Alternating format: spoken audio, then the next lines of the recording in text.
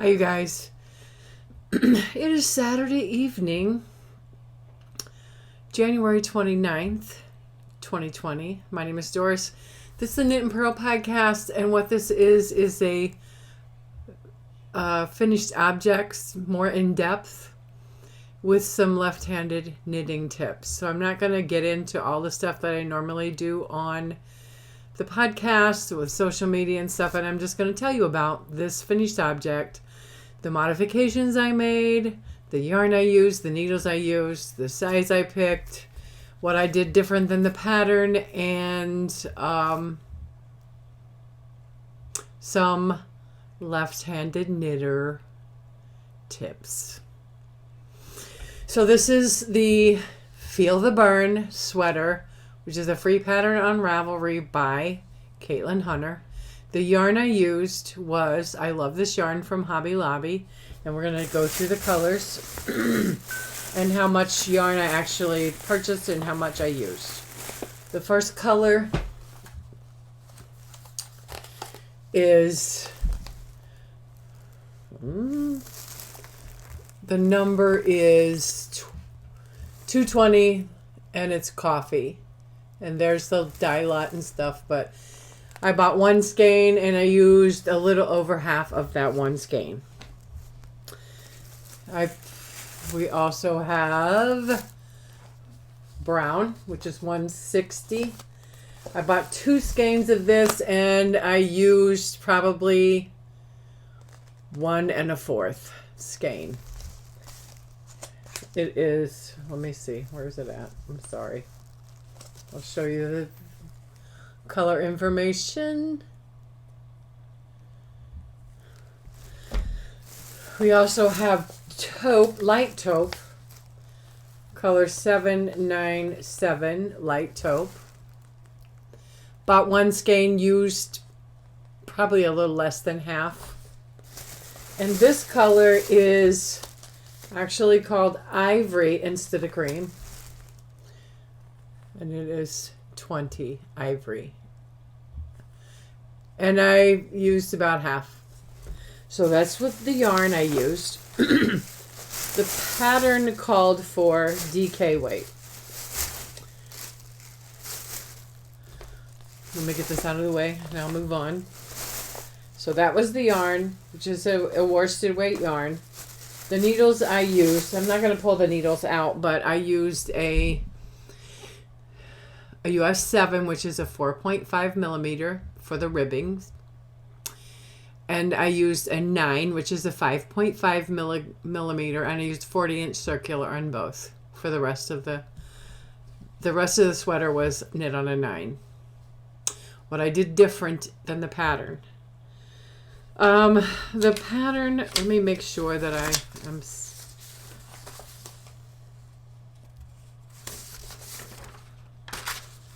there's the front of the pattern. And you can see Barney in the background with his mittens on. I'm trying to get to...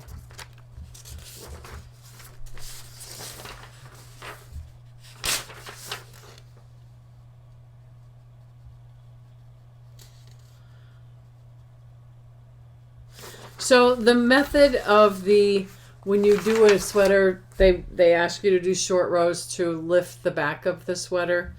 She does a wrap and turn. I used German short rows for the wrap and turn. I forgot to tell you. Also, I used worsted weight instead of DK, and my needles were up.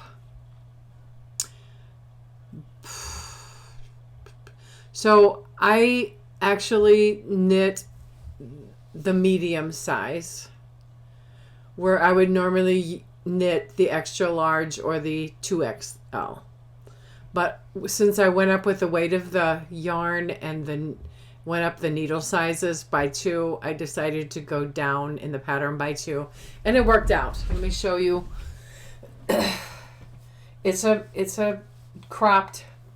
I knitted the whole sweater just according to pattern, just by the size medium. The only thing I did different as far as pattern goes is I knitted The sleeves, I think I put 3 inches before I started the ribbing because I wanted to hide my wings. Wanted to cover up my wings. So I'll go around. Okay, so let me look at my notes and see if I need to. I did German short rows, and I did some show notes for this little thing, and if you click on the show notes in the bottom, then you can go and you can click on clickable links for the pattern. For the German short rows, I put a clickable link in from Very Pink Knits. Okay, blocking. I don't really like a pattern so much until after I block it, and you can definitely block acrylic yarn.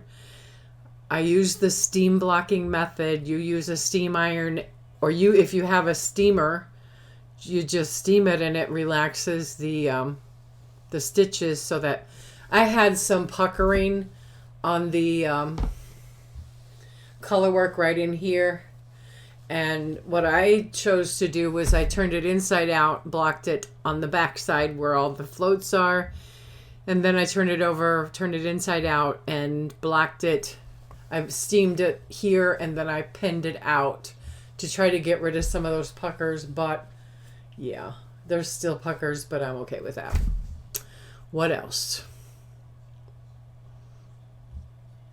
Left-handed knitting tips. I am a full-on left-handed knitter. I knit from left to right.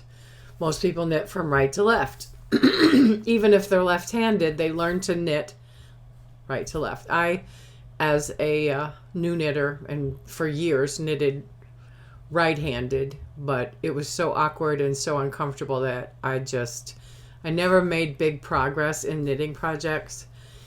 But one day I just sat down and watched a couple of YouTube videos on left-handed knitting, learned to knit, learned to pick, not throw, and I knit so much more efficiently now than I did before. But there are certain things that a left-handed knitter has to do to make their project look as good as a right-handed knitter. There are certain things in patterns you can choose to do or not. Most of the times the projects that I do, especially if they're in the round, I will cast on, and before I join in the round, I will knit another row in pattern. Like in this one, I knit a row of knit 1, purl 1 before I joined in the round. And you can always sort out the little jog or whatever you get whenever you knit a row and then you join in the round. Just when you weave in your ends, you can fix that little gap. I always do that because if I don't, I have a purl bump on the wrong side. So another color work for left-handed people. I got a pattern, a chart, okay? Most people, when they read a chart, read it from where the numbers are this way. Numbers this way. That's because you're knitting from the right-hand needle to the left-hand needle. Well, I'm knitting from the left-hand needle onto the right-hand needle, so I always read my charts from here to here. Always. So nobody tells us left-handed people that. I just figured it out on my own. I'm like, well, I can't really do that because I'm going to be going back. I'm going to be reading the pattern, the chart this way, but I'm knitting the opposite way. So I figured it out. I'm going to have to go this way to this way because I'm knitting this way to this way. So when you're doing a chart, if you're a true left-handed knitter, you have to start over here and read this way. One thing. What else? If you have a pattern that consists of knit 2 together and then maybe you knit to the end of the row, or you knit 2 stitches and then you do a slip slip knit. As a left-handed knitter, I'm knitting opposite than the pattern. I have to knit a slip slip knit, do what the pattern says and do a knit two together. So if I come up and I know there's corresponding knit two together and then slip, slip, knit, I have to do slip, slip, knit, and then knit two together. Once you get used to that, it works up well. And if you choose to just follow the pattern, it'll work up and it'll be what you want. But there's certain things, if you do it by flipping those, you'll have a neater, your project will be finished a lot nicer. So those are just a few tips for left-handed knitters. But like I said, if you choose to go ahead and just knit the pattern according to the pattern, your product will come out, but there will be differences than the finished object. And maybe later I can show you a couple pieces where before I learned that, I would do according to the pattern, and you can see the marked differences. So anyway, that's all I have to share with you today. I wanted to do an in-depth finished object, tell you what I modified, what I did different, and how it worked out.